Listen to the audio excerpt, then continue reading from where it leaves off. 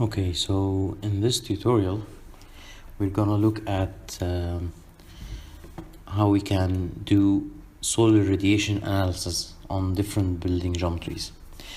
So basically we're gonna try and import a building geometry, starting with something that is simple first, and then get Ecotect to calculate how much solar radiation is falling on the different surfaces of this building. Now this is very important because it's one of the most important analysis that Ecotect does, and it does it fairly accurately. Why would you want to calculate the solar radiation on surface of the building? For many reasons. Because it enables you to first of all find out how much solar energy is falling on each surface. So if you want to decide where to increase your insulation, where to decrease insulation, if you want to add shading devices, where to put them to have the maximum effect, and also for introducing things like photovoltaic cells, where to put the photovoltaic cells on a building to achieve the highest efficiency.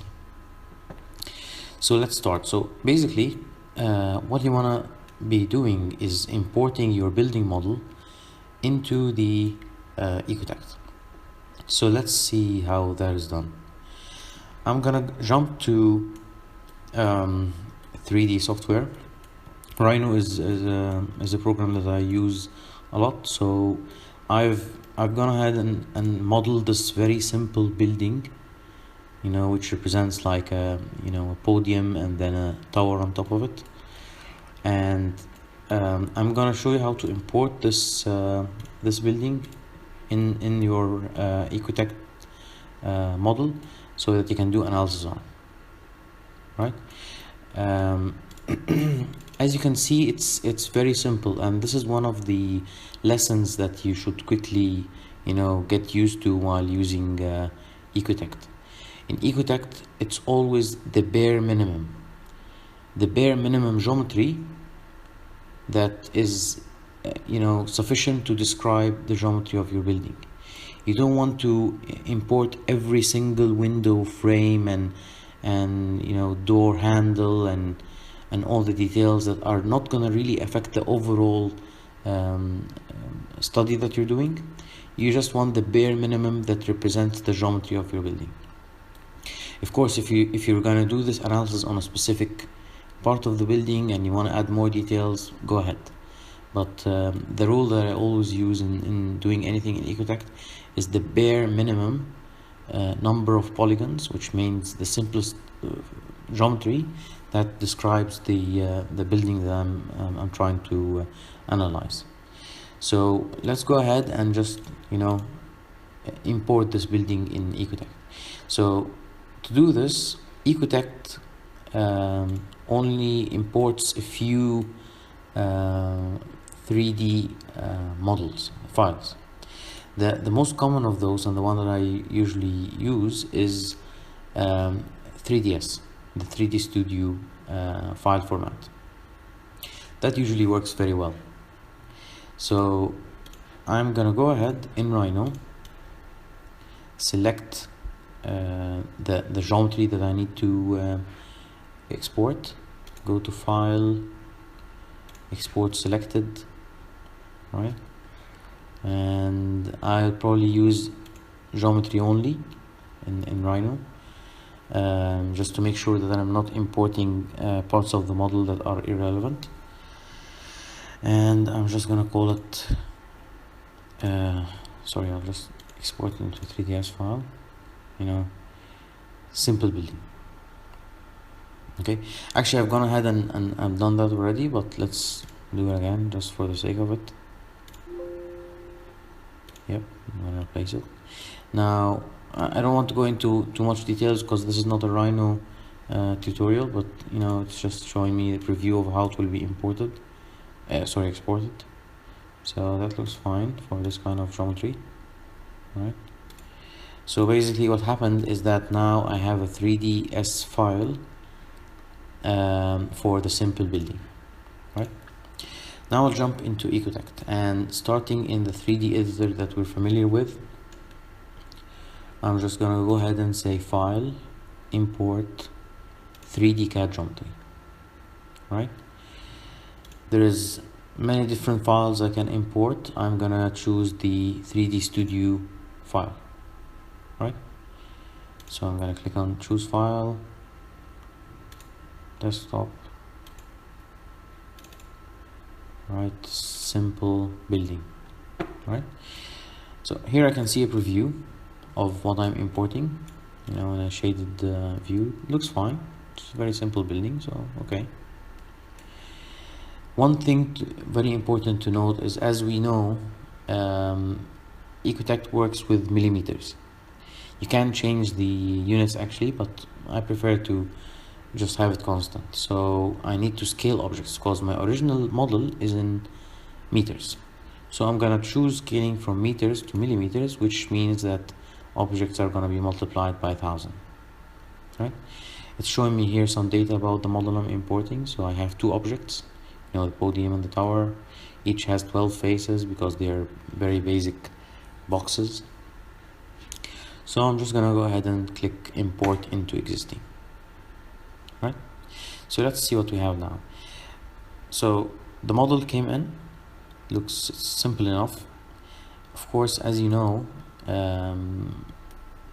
there are no surfaces, or any surface in Ecotect is represented by 3 points. So all surfaces are converted into triangles. Actually 3DS is like that as well. I don't know what kind of model this is called, but that's how it is, right? 3D Ecotect does not support solid modeling, it only supports surfaces, right?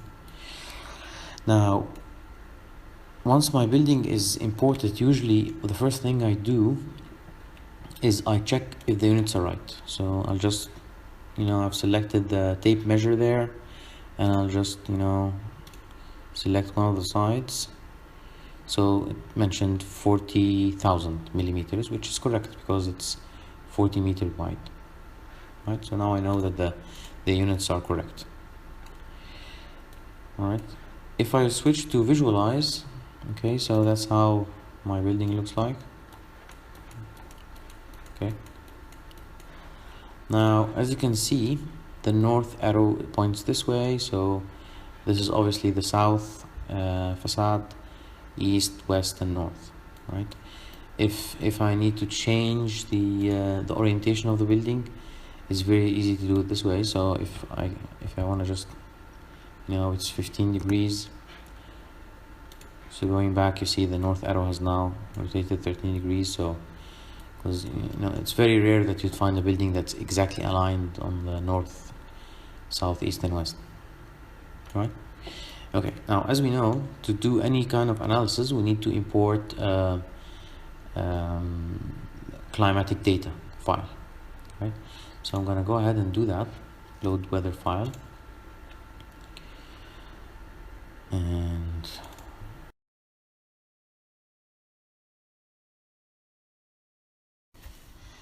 okay, so I imported the weather file. I just selected Athens. I just thought any city in the northern hemisphere, so that south is where the sun comes from. But anyway, you can choose any city that you're working on.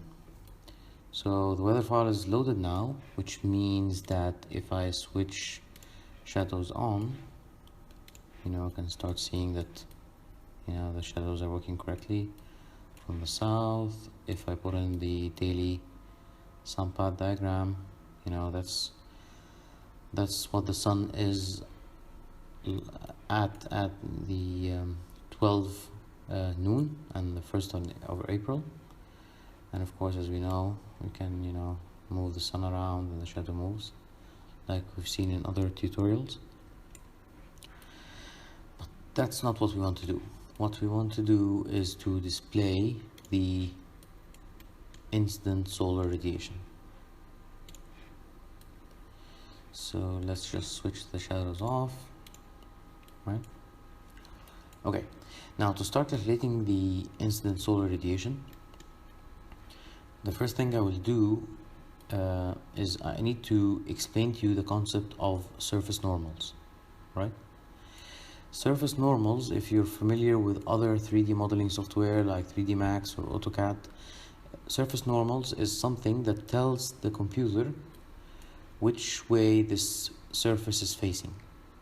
Okay, this is very important for solar radiation and in many other simulations in Ecotect. Because for instance, if I select the surface, this triangle over here, let me just display the surface normals. Okay, and you do that by going to display, and the third option is surface normals. Okay, so now each surface has an arrow pointing in a direction. Let's pick this triangle again. The triangle here, the arrow is pointing up, which is correct, because it means that, you know, when the sun falls on it, it will show you the result on this side. If the arrow was pointing in the other direction, then it will not be receiving any sun. It means that it's like turning its back to the sun. So what we need to make sure of is that all surfaces are pointing the correct way, which means that the roof needs to be pointing up like it is at the moment, and also the walls need to be pointing to the outside so as to receive some sunlight. Now at the moment all my walls are pointing inside, so if I run the simulation now, you will see that it's not receiving any sunlight. So I'll just pick all my walls and use the shortcut Control R. See, so what has happened now is that I flipped the surface normals for the walls of this tower. Right, I will do the same for the podium. So I will select all the podium walls and flip the surface normals, so all the arrows are pointing to the outside. Right, now again, going back to what we were talking about before, that you need this minimum geometry. If I'm calculating the incident solar radiation on my building, surely I don't need the bottom surface of this box, right? Because there's no sun that is going to fall on the bottom side of the building. So to speed up my calculations, I'm just going to go ahead and delete these two surfaces, right? The bottom sides of the building. So I'll just click on the delete button on my keyboard and they're gone. Similarly, the bottom surfaces of the tower is also irrelevant, right? So I've selected them, just be very careful not to select anything else, and I can delete them by pressing on the delete key on the keyboard or going here and saying delete object, and they're gone, right? So now basically my building is ready for receiving sunlight. So I'll go into calculate and I will select something called solar exposure. Solar axis analysis. That's what happens when you don't use Ecotect for a while. Solar axis analysis. Sorry, they're all very close. So let's go into this wizard and let's see if it can help us. Here it's asking me, what do you want to calculate? I want to calculate the incident solar radiation, correct? Correct. So I'll just click next. Over what period to calculate? That's depending on what you want to do the study on. Is it a specified period of time, current day, or current date and time? If you select current date and time, as you understand, it will do the solar radiation for the exact date and time that is selected. So it will do it for April the 1st, 10:45 in the morning. If I select the current day, it will do the complete day and give you averages for it. Usually I tend to do it for a specified period, because usually when you're doing the analysis, you'd want to do your analysis like in summer or winter or mid-seasons or something like that. So I'm gonna do it, let's say for summer. We want to know how much solar radiation our building is receiving in summer. So it automatically adjusted the date range from the 1st of June to the end of August, right? Of course I can fine tune it here. And the time range, it has selected the analysis to be between 8 in the morning and 6 in the afternoon. If I want to extend it, fine, but usually that's good enough. So I'm gonna just put on next. Okay, which period-based values should be stored? It gives me different values. Cumulative values, which means it will calculate the total solar radiation for the entire period of time. Average daily values is obviously self-explanatory, gives you the average per day. Average hourly or peak values, right? So in this scenario, I'm just going to use cumulative values. So next, right? Now, this is an interesting point. He's asking me what should the values be calculated for. So it's basically asking me which surfaces do I want to calculate the solar radiation for. Because this is a very simple model and there is nothing else in my model, I can say objects in model, right? Without having to select any other details. So it will do it for all objects in my model. Later on, when I show you more complex building geometries, I might need to pre-select some of the surfaces or place some surfaces on what is called thermal zones, right? But we'll get into that. So for now, I'll just say objects in the model. Okay, now that's again a very important point. It's asking me how to calculate object overshadowing. What that means is that when it's trying to calculate the solar radiation, as you understand, some of the building will be shading the rest. Like this tower will be shading the top side of the podium. So definitely this is something that I want Ecotect to take into consideration. So I'm gonna use the second option, which is perform detailed shading calculations, right? So I'm gonna go next. How accurate do I want my shading to be calculated, right? Again, this is one of the tricky questions that always comes back to how much time you have and how complex is your building, because it's subject to how many polygons is in your model, right? If you look at the bottom left corner of Ecotect, you notice that here it gives me information about my model. How many polygons is in my model? Currently I have 20. Okay, this is a very simple and light model because it's a simple building geometry. If it's a complex building geometry, I might have thousands and thousands of individual surfaces. So obviously, as you can understand, how much time it takes to calculate depends on how many polygons I'm running. So in this scenario, because I have very little, I can afford to use some accuracy because it's gonna run fast anyway. So I'm just gonna select medium surface sampling and medium or even low sky subdivision. And I always recommend that when you're doing such an analysis, use the lowest settings possible first as an initial study. If everything works fine and you have the time, put it on a medium or a high setting and then leave it and go have lunch or something, because it's gonna take some time.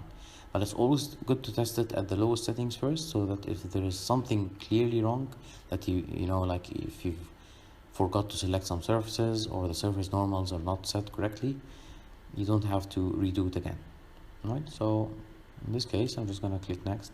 As usual, the last set of options on this wizard is the brief of everything that you've selected, so I'll just press OK. As you can see, it's already run and it took 2 seconds, very fast, and the results are already showing on my model. Okay, let's look at what these results are.